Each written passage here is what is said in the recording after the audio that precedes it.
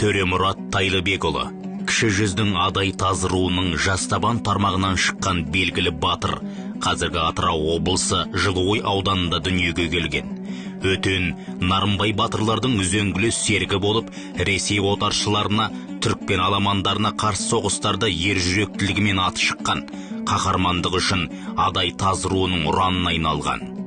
Ел аузындағы жазылған деректерге сүйенсек, 19 ғасырдың орталарында түрмеден қашып шыққан ұлы күйші Құрманғазы Исатай Махамбет көтерілісінен кейін патша үкіметінен қорқып, нағашысы Төремұрат батыр еліне көз сұғы түсіп басына бұлт үйірілгенде, ел бар ері болса деп, кәрі нағашыларым жатырқамас деп әрі аты шулы Төремұратты ес тұтып асығып жеткен екен. Адай Таз елі Құрманғазының нағашы жұрты болған.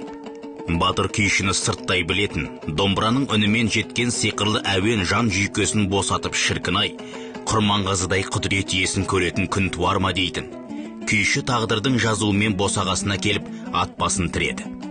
Батыр күйшіге құшағын ашып, бұл ел сенің де елің, күйші күңіренгенде күйші қараттап естушем, күңіренбе күйші, елдік пен ерліктің күйін төк қара домбыраның шанағынан.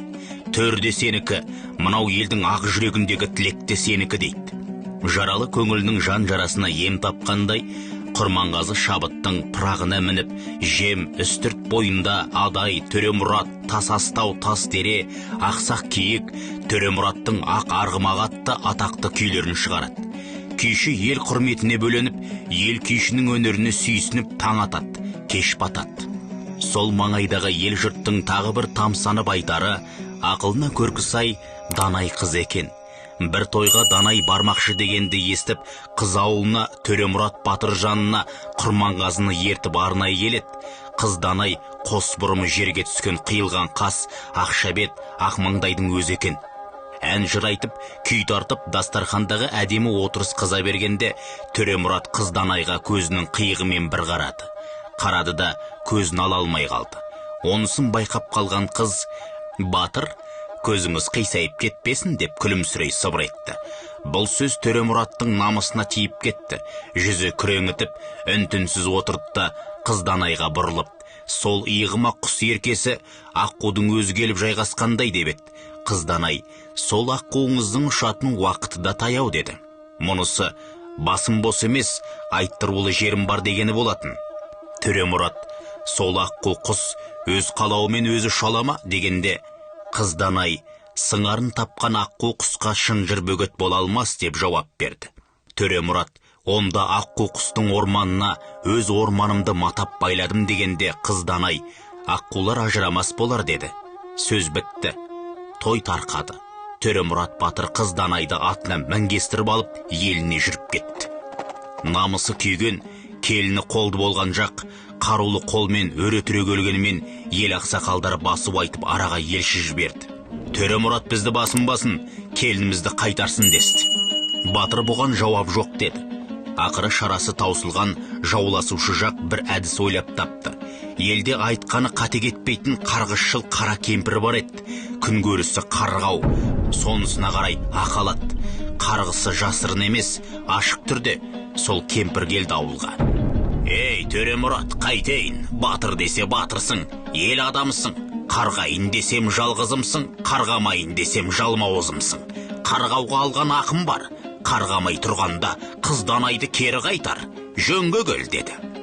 Қарғыстан қорқып қайтарар қатыным жоқ, жөнел деді. Төремұрат батыр кемпірді оқты көзімен атып. Қарғысшы, ей Төремұрат, 7-ші күндің батуына жетпей, желкен қиылсын деп, ақыра бір айғайлатты, жөніне кетеді. Көңіл күйі көтеріңкі Төремұрат батыр жем бойындағы қамыс көлге асығулы еді. Сонда қыз Данайды келін қып түсіріп, ұлан асыр той жасамақ. Құрманғазы бастаған бір топ серіктері болашақ той жабдығымен елге хабар бермекке ілгері озып кеткен. Қарғысшы діттеген 7-ші күннің бозамықтанып таңыдатты. Бұл қалай дерің бар ма? Төремұрат батырдың көшіне Маңғыстаудың ойынан қоңырат асатын ұзын жолда Хиуаның жол тосар қарақшылары тұтқиылдан тап берді. жасанған жауға аз қол төтеп бере алмай қалды. Соңғы деміне дейін шайқасып, жастығын алып, шәйт болған Төремұрат батыр бақилық болып, айдай сұлу қыз Данай жау қанжығасында олжа болып кете барады. Сол түні бұл хабар қазақтарға жетеді. Соңынан қуып, жаудың ту талақайын шығарып, Төремұратты Күйкен тауы маңындағы Қырымның 40 батыры делінетін Манашының анасы Күйкен ананың моласының қасына жерлеп, қыз Данайды айттырулы жеріне қайтарады. Сырты бүтін іші түтін қыз Данай сұлу, балалы болғаннан кейін құсадан қайтыс болады. Төремұраттай арысынан айрылған ел қайғы жұтып, батырды күңірене жоқтайды. Ел арасы тынышталып, арада біраз жыл өткен соң, Төремұрат батырдың басында белгі жоқ, бір төмпешік боп елеусіз жатыр деген қаңқу сөз алыстағы адай Сүйінқара батырдың құлағына жетеді. Бұл хабарды естіген ол бір топ қосшысымен Төремұрат батыр жастанған жерді іздеп табады. Қалың қорым ішіндегі елеусіздеу төмпешікті көргенде батырдың жүзі жауар бұлттай түнеріп сала берді.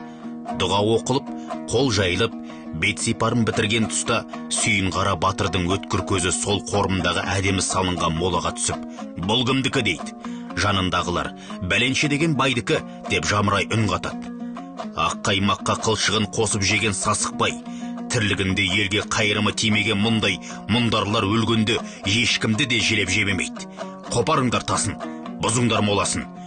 Төремұрат тек бір ру таздың батыры емес, елін жерін жаудан қорғаған дүйім жұрттың марқасқасы. Осындай есіл ердің басына мола тұрғызып, белгі қоялық. Тентектің емес, еркектігін сынқылайық жігіттер. Жауабын ертең Алла тағаланың алдында өзім берем деп ақырат Сүйінқара батыр. Батыр әмірі орындалды. Белгісіз байдың тамыры бұзылып, тасы Төремұрат батырдың басына көшті. Ертеңінде жүргіншілердің көз алдында айбарлы мола асқақтап тұрды. Құрбандыққа мал шалынып, рухына бағышталып, Құран оқылады. Халық Төремұрат батыр Тайлыбекұлын палуан, мерген, домбырашы ретінде де қадірлеген. Халық ақындары шығармаларында Төремұрат батыр есімі жиі кездеседі.